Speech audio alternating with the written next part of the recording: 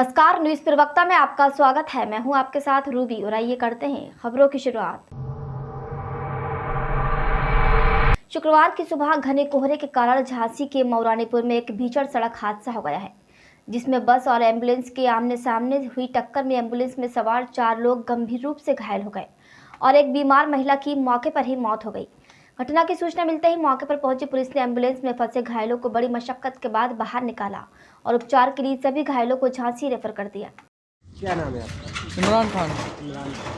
आप एम्बुलेंस के साथ ड्राइवर हाँ। क्या घटना हुई, कैसे हुई थी? हम लोग झांसी जा रहे थे तो वैसे पुल पार किया हमने, तो सामने से बस आ रही थी, हमने उसको सीधे सामने से चला आया। अब गाड़ी जो है सीधे रॉन्ग साइड से गाड़ी गई, सीधी सामने गाड़ी मार दी। हमने जब तो ब्रेक लगा के गाड़ी खड़ी, सीधी बस एकदम सामने से घली, हम लोग फंस गए बस। अच्छा, ये आप एम्बुलेंस में जो मरीज थे कहाँ से लेके आए? नौगांव से।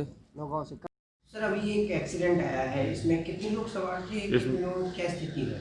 इसमें 4 लोग सवार थे, जिसमें माताजी स्नेहलता गुप्ता, जिनकी उम्र लगभग 70 साल है, उनकी मृत्यु हो चुकी है और 3 लोगों को प्राथमिक उपचार के बाद झांसी भेजा गया है, जिसमें से एक मनीष गुप्ता बहुत ही ज़्यादा क्रिटिकल है जी। ये सभी घायल कहाँ के बताए गए हैं? ये घायल नौगांव के बता रहे हैं, नौगांव के रहने वाले।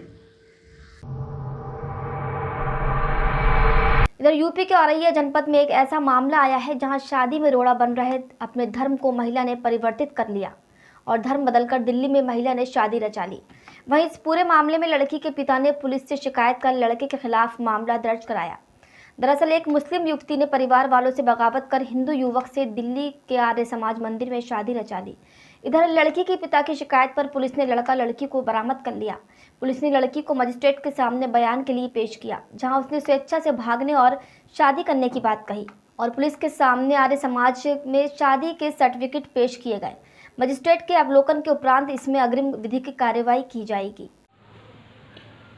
थाना अयाना क्षेत्र के गांव सेंगनपुर में 14 अक्टूबर 2020 को गांव के एक व्यक्ति द्वारा गांव के ही रहने वाले एक युवक के विरुद्ध रिपोर्ट लिखवाई गई थी कि वो उसकी पुत्री को बहला फुसला कर ले गया है। दिनांक 4 जनवरी को लड़की को सकुशल बरामद किया गया है। पुलिस के सामने दिए गए बयानों में उसने अपनी मर्जी से जाना बताया है। मजिस्ट्रेट महोदय के सामने उसके बयान के लिए लड़की को पेश किया गया है और मजिस्ट्रेट के बयानों के अवलोकन के उपरांत इसमें अग्रिम विधिक कार्रवाई की जाएगी।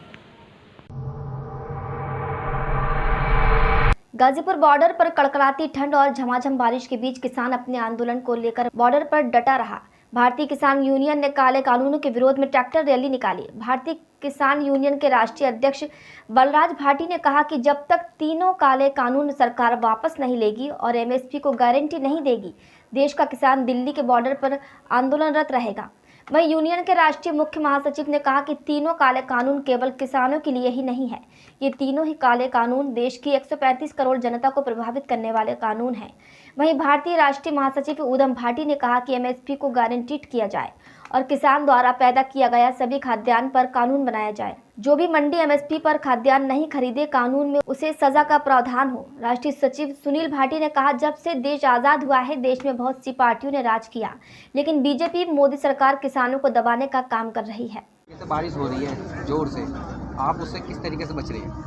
देखो सुनो, ये किसान है, जब ये 0 टेम्परेचर में अपने खेत में पानी लगा सकता है, अपनी फसल बो सकता है, तो यहाँ तो ये अच्छे यहाँ तो फिर भी रोड है, ये कच्चे में जाके बिल्कुल मिट्टी में जाके पानी में जाके अपनी फसल को पानी लगाता है, उसको सींचता है, उसको उगाता है। तो यहाँ तो अपनी मांगों को लेके, वहाँ तो अपने पेट भरने के लिए ये नुमाइंदे बैठे हैं इस सरकार में, इनके पेट भरने के लिए ये यहाँ बैठा है, तो और अपनी मांगों के लिए क्यों नहीं बैठ सकता इस सर्दी में? ये बहुत बड़ी विडंबना है इस सरकार की कि ये सरकार दमन की नीति अपना रही है कि मीडिया वाले हों चाहे किसान हो, मीडिया वालों को ये या तो खरीद लेती है या तो उनको दबाती है और दबा के उनको हमारे खिलाफ, किसानों के खिलाफ ये बुलवाती है। एक भी ट्रैक्टर अगर यहाँ से निकलता है तो एक भी मोदी मीडिया और गोदी मीडिया आती है, वो फोटो खींचती है और दिखाती है वीडियो में, अब देखो किसान तो ये जा रहे हैं, यहाँ कौन बैठे हैं, यहाँ ये हमको आतंकवादी बताते हैं, यहाँ हम इसको राजनीति करने बताते हैं। आपको क्या दिखता नहीं है कि टोटल का टोटल किसान बैठा हुआ है?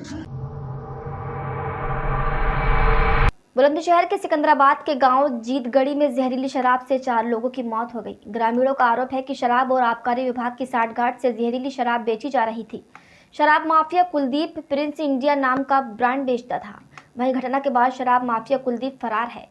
इधर मामले की गंभीरता को देखते हुए जिलाधिकारी रविंद्र कुमार सिंह और वरिष्ठ पुलिस अधीक्षक संतोष कुमार सिंह मौके पर पहुंचे और थाना पुलिस की लापरवाही मानते हुए थाना प्रभारी दीक्षित कुमार त्यागी, हल्का इंचार्ज और चौकी प्रभारी अनोखेपुरी को तत्काल निलंबित कर दिया।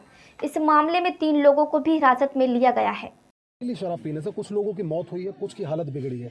कैसे अभी हालात हैं, कितने लोगों की मौत की अब तक पुष्टि हो चुकी है? कि अभी हम लोग जीतगढ़ी गांव सिकंदराबाद तहसील बुलंदशहर में हैं। आप देख रहे हैं कि यहाँ मौके पर जो लोगों द्वारा बताई जा रही है उसमें 4 लोगों की मौत हुई है, जिनकी डेड बॉडी अस्पताल में भेजकर पोस्टमार्टम की कार्रवाई करवाई जा रही है। 16 लोग की तबीयत गड़बड़ बताई जा रही है, जिनका कि CHC सिकंदराबाद में ऑलरेडी भेजकर इलाज करवाया जा रहा है। बट चलो रोल हो गया, ऊपर कर लिया शरीर पे थोड़ा उधर करो। हाँ सर, जीतगढ़ी में शराब मामले में कितने लोगों की गिरफ्तारी हुई है और अब तक क्या क्या कार्रवाई की गई है? सर देखिए, इस प्रकरण में जो कुलदीप नाम का आरोपी है, जिसके द्वारा शराब दिए जाने की बात प्रकाश में आई है, उसकी गिरफ्तारी का प्रयास किया जा रहा है। उससे जुड़े हुए कई लोगों को पुलिस हिरासत में लेकर पूछताछ की जा रही है। और प्रथम दृष्टया चूँकि यहाँ आने के बाद ये जानकारी में आया है कि लोगों में ये बात थी कि यहाँ शराब पहले से बिक रही थी। इस बात की जानकारी थाना प्रभारी, चौकी प्रभारी और हल्के के सिपाहियों को होनी चाहिए थी। उनके द्वारा कार्रवाई की जानी चाहिए। घबराहट सी। अच्छा, अभी कैसी हालत है? अब ना सही मौत हो गई। अच्छा, और लोगों की भी जानकारी हुई है आपको? जा रहे हैं अब। नहीं, क्या लोगों की जानकारी हुई है आपको? 4 लोगों की। सबकी शराब पीने से हुई है? अच्छा, ये शराब है ये यहीं गांव में बेची जाती है? हाँ, गाँव में भी गया पल्लियाड़। सरकारी दुकान थी या ऐसे ही? नहीं, अपने घर ही बंगा का बेक है वो, जनानी बेक है वो। अच्छा, तो पुलिस नहीं पकड़ती है? नहीं, नू कहते हमने तो पैसा भर रखे, हमें नहीं पकड़ सकती। ठीक। खबरों में फिलहाल इतना ही। देश दुनिया की खबरों के लिए देखते रहिए न्यूज़ प्रवक्ता। नमस्कार।